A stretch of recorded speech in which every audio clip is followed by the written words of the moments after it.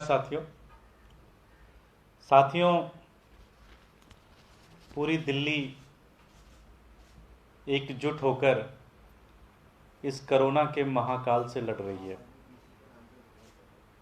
आज दिल्ली सरकार, अरविंद केजरीवाल जी, उनके नेतृत्व में पूरा का पूरा हेल्थ डिपार्टमेंट, जितनी भी एजेंसियां हैं, मिलकर लगातार सरकार के साथ बेड बढ़ाने का काम कर रहे हैं। जीटीबी में उन्होंने आईसीयू का सेटअप किया, एलएनजेपी में किया, नए कोविड केयर सेंटर बढ़ा रहे हैं। कोशिश यही है कि एक भी दिल्ली वाला का इलाज इस कारण ना रह पाए कि उसे बेड नहीं मिला, उसे आईसीयू नहीं मिला। बहुत सारे एनजीओज, बहुत सारे मंदिर, बहुत सारे मस्जिद, बहुत सारे गुरुद्वारे, उन्होंने भी अपने किवाड़ खोले। बहुत सारे बिजनेसमैन, उन्होंने भी कहा कि भाई साहब, हमारा पूरा एक घर खाली है, इसको आप ले लीजिए, इसको आप अपना कोविड केयर सेंटर बना दीजिए। बहुत सारे लोग इधर उधर से ऑक्सीजन कंसंट्रेटर इंतज़ाम कर रहे हैं, वो भी लोगों को, मरीज़ को दे रहे हैं। लेकिन ऐसा लगता है कि दिल्ली में भारतीय जनता पार्टी एक युद्ध लड़ रही है दिल्ली वालों से। आज तक दिल्ली के इस संघर्ष में एक भी काम ऐसा इन्होंने नहीं किया कि जिससे दिल्ली वालों का बचाव हो सके। इनके पास लगभग 3400 से 3500 बेड हैं दिल्ली के अंदर। इनके पास भी अस्पताल है, 3400 से 3500 बेड हैं इनके पास। हमने कई बार प्रेस कॉन्फ्रेंस किया, कम से कम 4 बार प्रेस कॉन्फ्रेंस करके मीडिया के माध्यम से आप लोगों ने दबाव बनाया, तब जाके इन्होंने 300 से 400 बेड कोविड के लिए रिजर्व किया। उसमें भी आधे से ज़्यादा बेड में कभी इन्होंने एडमिशन ही नहीं लिया।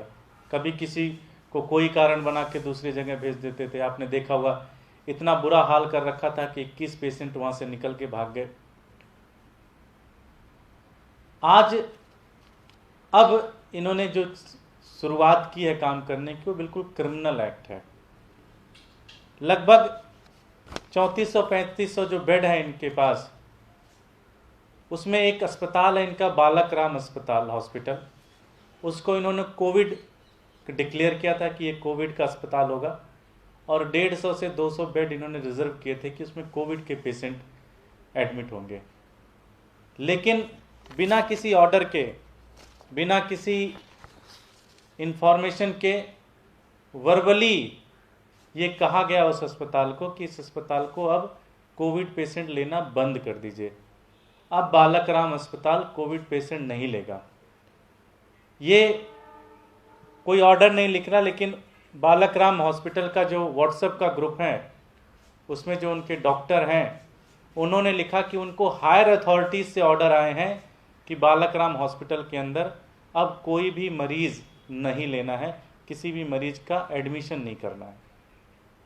ऐसे समय में जब तीसरा वेव अपने चरम पे है, कभी भी आ सकता है हिंदुस्तान के अंदर।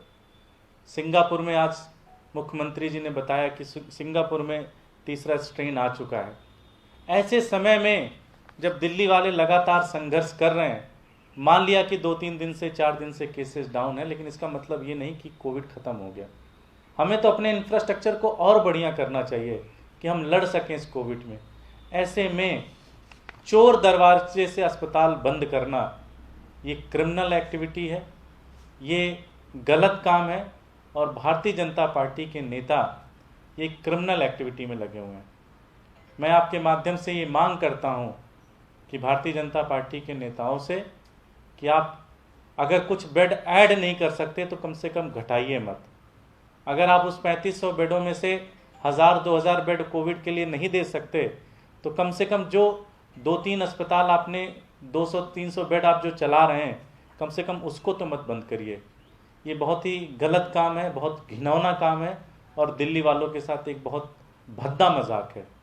आम आदमी पार्टी इसका विरोध करती है, और आम आदमी पार्टी ये मांग करती है कि इस अस्पताल को चलने दिया जाए, इसमें और बेहतर व्यवस्था की जाए, इस अस्पताल को बंद ना किया जाए, कोविड के पेशेंट का इलाज किया जाए। बहुत बहुत धन्यवाद। ये डॉक्टर नारनोलिया करके हैं वहाँ के, उन्होंने इस ग्रुप में लिखा है कि कोई भी फर्दर एडमिशन अब नहीं होगा बालकराम में, और उनको हायर अथॉरिटीज़ से कहा गया है कि अब इसमें कोई भी एडमिशन नहीं लिया जाएगा। कब का है तारीख क्या है? ये कल की है, कल की।